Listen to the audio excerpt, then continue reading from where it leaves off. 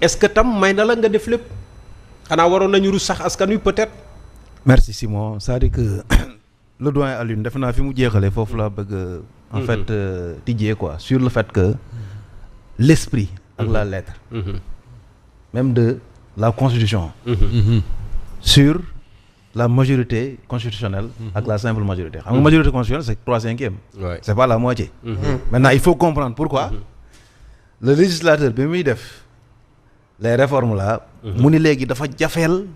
réviser constitution moo tax mu def ko 3/5 yeneen loi yi tu peux faire parce que quelque part il faut protéger la constitution réforme yi fi am yëpp je peux me tromper su fekkee mën na ma rectifier su ma juumee mais réforme constitutionnelle yi fi am yëpp c'est-à-dire que laaluñu lu dul le code électoral la cour constitutionnelle ak yenn réforme de détail mais les équilibres du pouvoir mosuñu ko laal référendum rek la ñu ko laale c'est ça non référendum rek la ñu laale les équilibres du pouvoir et que bon xam naa ni peut-être après nañ dugg ci fond bi parce que boo xoolee ñu ci bari maanaam saisine bi ñoom forme bi la ñu yem waaw parce que mënoo jékki-jékki bëgg a changer la constitution ne du ma wax ak kenn mënoo jékki-jékki bon ne man dama bëgg maanaam que le président de la République que le premier ministre soit responsable devant le président de la République et le président l'article 53 bi ñu propose mais comment le premier ministre est responsable devant le président de la République voilà il est responsable devant l'Assemblée maintenant su fekkee le premier ministre est responsable devant l'Assemblée mais il faut assumer le fait que tu vois da ngay évoluer vers le régime parlementaire c'est ça c'est-à-dire il faut que Pastef li ñu bëgg a def ñu wax ñu nit ñi mu leer su fekkee dañu bëgg a changer le régime politique du Sénégal nañ ko wax ñëpp xamee ko noonu parce que cet article boobu c'est un article dangereux parce que boo nee le premier ministre am na initiative des lois dugal nañ ko sur le fait que le premier ministre war am initiative des lois comme le président de la République maintenant yow cette dichotomie là dualité boobu nga bëgg a indi entre le président de la République et son premier ministre mais lan lay jëriñ de toute façon c'est le président de la République qui préside le conseil des ministres maanaam ci initiative sur les projets de loi moom moo koy dugal donc boo nee premier ministre am na initiative des lois wala président donc loolu maanaam dichotomie boobu maanaam mënuñu day gën a jaxaseel xelu nit ñi beneen bi mooy il faut comprendre benn affaire et suivre Pastef man en réalité je les ai soutenus présidentielle bi jàppale wu ma leen au législatif je les avais soutenus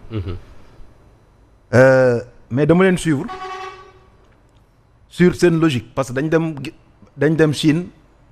parti communiste chinois de waxtaan ak ñoom yéen a ko gis El Malick Ndiaye jël drapeau parti communiste chinois teg drapeau Pastef bi ñu ñëwee am na benn réunion boo xamante ni en fait je pense que avant la veille bi ñuy dem au ministère de l'Intérieur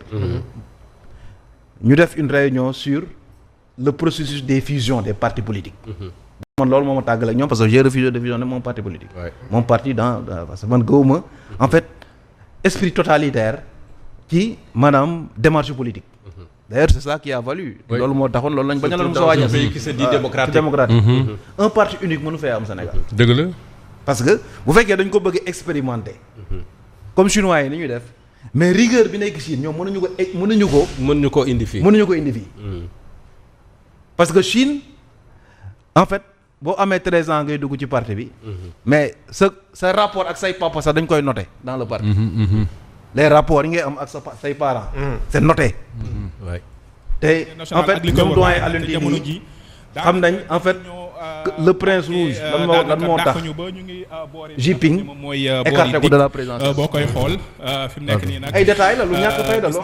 am na fi ay situation yoo xam ne am na fi am na fi ay situation yoo xam ne am na fi jamono ji sax ñu ngi ak le maire de la Médina di maire Bamba Fall nga xamante ne bi nag moom ñëw na fi ngir kon yëkkati ay kàddu xam naa dañuy ànd ak moom rapidement monsieur le maire alors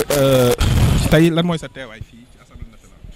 dañu ñëwoon pour soutenir la République parce que li ñu gis forfaiture la agression constitutionnelle la mais man li ma comprendre mooy président Diomaye Faye laa comprendre tul parce que loo xam ne dafa soxal réew mi yëpp ñëw pour député yi ko bëgg a def dégg waa réew mi ñu bloqué mbedd yëpp journaliste du jàll militant du jàll man dootuma ko président Diomaye Faye xamatuma kon ban position la nekk parce que tey li ñu doon xaar ci président Diomaye Faye comme que moom jëlul décision waroon naa may population bi askan bi parce que ñoo toog peuple bi moo ñu fa teg waroon na bàyyi kon peuple bi ñoo fees bundu assemblée pour ñi ci biir dégg ni tey toogaluñ fa peuple bi d'accordul mais bu dee peuple dañ leen di tas nañ ci mbedd yi tas journalistes yi pour mën a may député yooyu fa nekk def lu leen neex kon nag loolu man rafetlu ma ko man tey li ma d'accordoon mooy li Ablaye Wade defoon bàyyi ku bëgg a manifester nga manifester député yi nga xam ne ñu ngi ci biir mën a dégg ni peuple bi tey bi ñu fi teewal àndul ak ñoom moo tax man loolu laay wax donc en un mot ce que j'aimerais dire c'est que je ne comprends pas ce qui se passe aujourd'hui, n'est-ce pas, autour de l'Assemblée nationale. Le président Diomaye Faye devait accepter et autoriser à ce que le peuple puisse être entendu, n'est-ce pas. Donc, je demande aux policiers, je demande aux forces de l'ordre de laisser la voix du peuple s'exprimer librement et que les députés puissent entendre le peuple. Parce que ça, c'est une forfaiture, c'est une agression constitutionnelle que le peuple n'acceptera pas. Donc Diomaye devait faciliter l'appui du peuple pour que cela ne passe pas. Merci beaucoup monsieur le maire. Alors kon mu mel ni ni ngeen ko déggee mu nekkoon le maire de la Médina kon yëkkati yooyu lay kàddu gis ngeen ko ba léegi nag ñu ngi ñuy continuer di ñu parquer ñu ngi continuer di ñu dàq daanaka. jërëjëf na nga ko bakkee ko dinañ la jëlaat ci kanam tuuti kon gis ngeen ko Bamba Fall maire bu Médina fii ci Ndakaaru moom lañ doon suivre noonu en direct ndax mi ngi ci boori Assemblée nationale xam ngeen ko ñenn ñi dañoo woote ab mobilisation citoyenne devant l'Assemblée nationale pour faire comprendre aux députés que lii ñuy def nañ ci def attention lii ñuy def yëfi askan wi la lii ñuy def jarul forcing nañ ko waxtaane loolu nag mooy ambiance su Assemblée nationale ci jamono ji na nga ko Bakayoko wala Younoussa Baldé ñoom ñoo ñu fa nekkal mën nañoo dugg à tout moment gis ngeen image yi déjà ak mobilisation bi nga xam ne wala bokk ñenn ñi nga xam ne ñu ngi koy commencer gis aux alentours de l'Assemblée nationale avec également nos reporters ñi nga xam ne ñoom ñoo fa nekk donc ce qui veut dire que yëf yi tey dina wuute ak li nga xam ne moom la ñu doon modifier code électoral bi fan yële ndax boobay également am na ñu woote woon mobilisation mais kenn gisu leen mais amaana bu tey bi nit ñaa ngi nii génn parce que constitution bi la na nga ko Bakayoko yaa ngeek keneen beneen responsable politique. L'attitude du gouvernement parce que le président Abdoulaye Wade avait l'élégance en 2011 de laisser tous les camps s'exprimer mais tey on a vu un dispositif policier boo xam ni yaakaaruma ko woon tey ji tey dañu waroon permettre ñi d'accordul ñu wane ko ñi d'accord ñu wane ko mais est-ce que cela ne veut pas dire que le président Diomaye est complice de ce qui se passe dans cette assemblée parce que il est le patron de l'administration il est le président de la République il est le patron du ministre de l'Intérieur interdire à des citoyens de montrer leur désaccord mais lan lay signifier. kon yéen da ngeen am jafe-jafe ngir yegg assemblée. mais foo tourner ñu dàq la même yéen journalistes sax vous n'avez pas la possibilité de interviewer. ku ngeen tàllal micro ñu dàq ko et dans une démocratie nag un désaccord dañu koy manifester pacifiquement et nous sommes venus manifester notre désaccord face à la forfaiture qui est en train de se faire au niveau de l'Assemblée nationale. Malheureusement, les forces de l'ordre ne nous donnent pas la possibilité de nous exprimer, ne nous donnent pas la possibilité d'exprimer li nga xam ne moom la ñu constitution du Sénégal may. Merci beaucoup kon ñu gis ko noonu ñu ngi gis le maire Bamba Fall ñu ngi koy mu ngi wax ak daanaka am na ñeneen ñu muy waxal donc ñu gisee ko noonu pour le moment en tout cas c'est très difficile de faire le travail ki nga xam ne mooy Birame Faye nga xam ne moom mooy directeur des structures Birame Faye directeur des structures bu APR fi mu nekk nii nag daanaka Birame fu ñu dem dañuy parquet moom kay nañuy demaale rek di waxtaanaale donc mu mel ni c'est assez difficile. C'est assez difficile mais également gis nañu ne Fatoumata Tall barki démb rek gis nañ leen fële nga xam ne mooy diwaanu Pikine ngeen def rassemblement bu yaatu tey également lan mooy sa teewaay bu fekkee ne mën nga wane ginnaaw tuuti faaw nag ñu def njaabu kanaara man ak yow. alors tournel amul benn problème. la société ok donc ñu def nii rek benn une minute rek. alors Birame boo da ngay tourner face aux caméras alors Birame Faye yow yaay directeur des structures bu APR te yaa ngi ñëw ànd ak ñebe Fatoumata Tall ak yeneen délégation teewal fi APR ngeen fi teewal. APR lañ fi teewal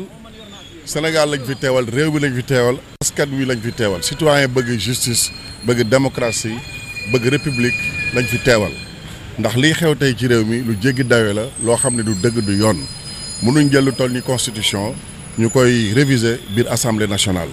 nga fa nekk c'est une majorité mécanique mënuñ représenter le peuple lu mel ni saa yi bu waree am ci réew mi dañ koy waxtaane mu am consensus mu jaar référendum mu jaar dialogue jaar ay discussion inclusive mais lu ñuy def tey c'est du forcing te peuple bi dañuy jóg doon benn pour dire non li fiy xew duñu ko nangu moo ñu fi indi moo tax Sénégal yëpp jóg ñoo tey assemblée nationale dëkk baa ngi fees dell te luñ ci bañul bañuñu ko ci maa ngi fi ak madame le ministre Néné Fatoumata Tall maa ngi fi ak notre camarade le DG Mamadou Kassé président du conseil départemental de Tamba maa ngi fi aussi ak Yahya Sy bokk CCR maa ngi fi aussi ak Barou Kane des responsables APR Congo Brazzaville donc dañ fi ñëw ñu ñëpp tey sénégalais yi FDR société civile opposition bi toutes les forces vives de la nation pour dire non à ce qui est en train de se passer aujourd'hui au niveau de l'Assemblée nationale. Alors Birame Faye, vous êtes le directeur des structures de l'APR. Votre présence ici dans aux alentours de l'Assemblée nationale